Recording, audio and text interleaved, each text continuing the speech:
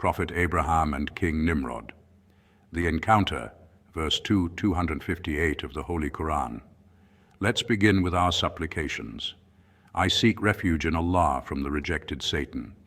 In the name of Allah, the most merciful, the most compassionate. Allah, the Exalted, says in verse 258, chapter 2 of the Holy Quran. Did you not consider the case of the person who remonstrated with Abraham about who was Abraham's Lord just because Allah had granted him dominion? When Abraham said, "My Lord is he who grants life and causes death," he replied, "I grant life and I cause death." Abraham said, "But surely Allah causes the sun to rise from the east. Now you cause it to rise from the west." Thereupon the denier of the truth was confounded. Allah does not direct the wrongdoers to the right way.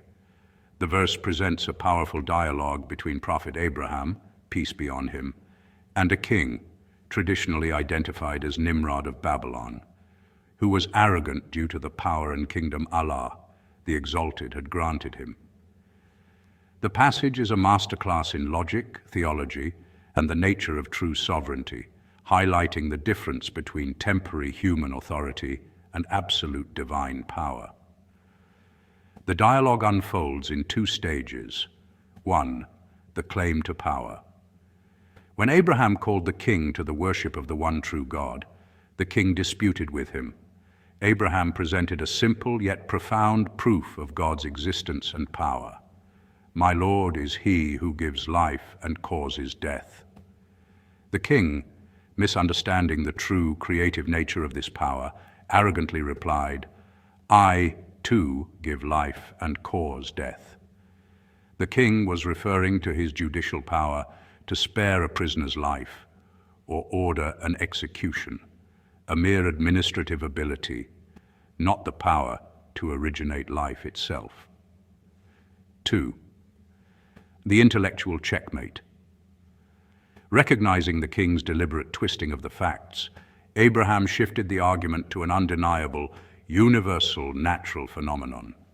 He said, "Indeed, Allah causes the sun to rise from the east, so bring it up from the west." This argument exposed the king's delusion. The king, a mere human, had no control over the universal laws of existence and the cosmos. He was utterly dumbfounded and defeated by the challenge. Conclusion. The verse concludes by stating, "And Allah does not guide the wrongdoing people." The story serves as a warning that worldly power, when met with pride and the deliberate rejection of self-evident truth, leads to spiritual blindness and a denial of God's ultimate sovereignty.